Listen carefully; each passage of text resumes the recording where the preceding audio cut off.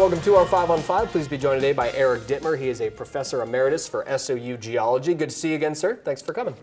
My pleasure. Yeah, so we brought you in because we've been seeing a lot of these earthquakes. Southern California, Seattle. What goes through your mind when you see these things? Well, that earthquakes are infrequent enough, if it's this size, magnitude 6 or 7s, that it really grabs people's attention. Now, there's more of those earthquakes in California than we have here in Oregon, Washington. And so California has an earthquake memory, and a lot of people are pretty well prepared for that. And the good news is for this earthquake that just happened at 7.1. It was in a relatively unpopulated area. There was damage, there was fire, but it would have been much worse had that happened in the LA basin or San Francisco, where a lot of population is. Yeah, like we talked. I think I saw a lot of articles about it that I was reading as growing up in California and being in an earthquake myself in '89. So Northridge in '94 was not as big as the Ridgecrest one that just happened, but a lot more damage with Northridge. Is that pretty simply location? That's a location, but much more infrastructure in Northridge. That was you had overpasses fail, and it was on an unknown fault, but it was the type of fault that created a lot of intense shaking within the immediate area, which made things a little bit worse. Yeah. Sure. Okay. And so earthquakes to the south and north, as I mentioned, all the last 10, 12 days. Does that have any effect on us here, caught in the middle, if you will? Well, we are here, at least in the Jackson County, inland from the kinds of faults that we're really worried about. So we are in, instead of a side-to-side motion for the San Andreas, we're in a collision zone situation with the Cascadia Subduction Zone. The recurrence interval on earthquakes from that can be 250 to 350 years, and the earthquakes tend to be larger because they're not as frequent. So when that collision occurs, of course, the land on either side tends to buckle and get strained and finally released.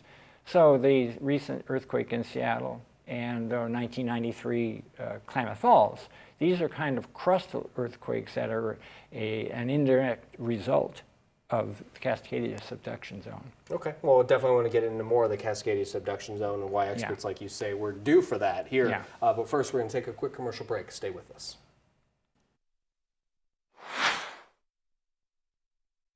Welcome back to our 5 on 5. We're going to hear with Eric Dittmer, Professor Emeritus, SOU Geology. So we're talking about earthquakes. We often hear that a Cascadia Subduction Zone earthquake is due. That's our area, of course. Why do the experts say we're due? Well, there was an indication and research along our coast that indicated there was a large earthquake somewhere around 1700. Date wasn't sure until they went to Japan and they recorded a orphan tsunami. No earthquake in Japan, but big tsunami. So that got traced back to January 26, 1700, here on the Pacific Northwest coast. So the next thing scientists do is says, was this isolated or is there a pattern? And they started taking sediment samples down to about 10,000 years ago and found that there was 40 such events that occurred, and that gave a recurrence interval of 250, 350 years. Well, it's been almost that long now, since 1700, and we are the first generation to realize we might be due for a large earthquake, and the scientists, the seismologists say 1 chance in 3 in the next 50 years.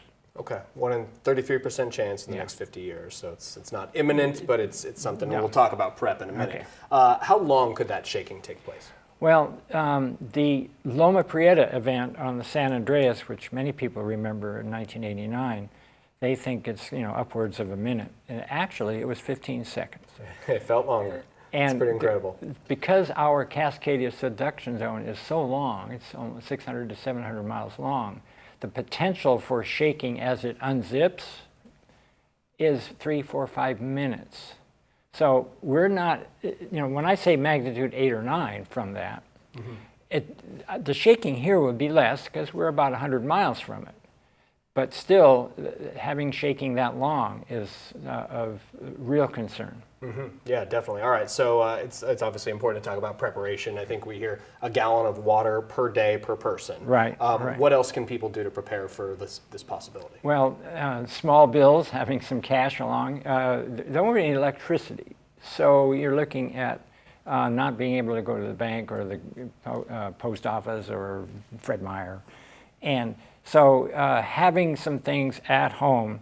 It used to be to keep yourself equipped for 72 hours. Now the state is saying 2 weeks ready. Yeah. And so now we're talking about water, your typical food stuff. You go to the freezer first, then the refrigerator, because you won't have electricity. And think about who you will be hosting. My wife and I live alone, but our son and his family are across town. So now we need more water and medication.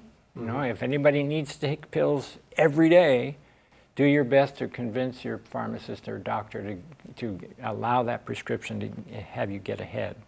All the personal supplies, all of the things we have in the house that we take for granted, you will no longer take for granted. So think about your lifestyle during the day, and whether it's milk or comfort food like chocolate bars, what to do with the do you know how to use a fire extinguisher? First aid kit, flashlights. You have flashlights everywhere. Portable radio.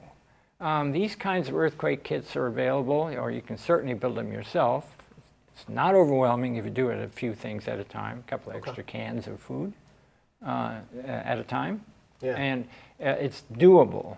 And remember, you are probably your own rescuer. 95% of the people saved are saved by their neighbors or coworkers.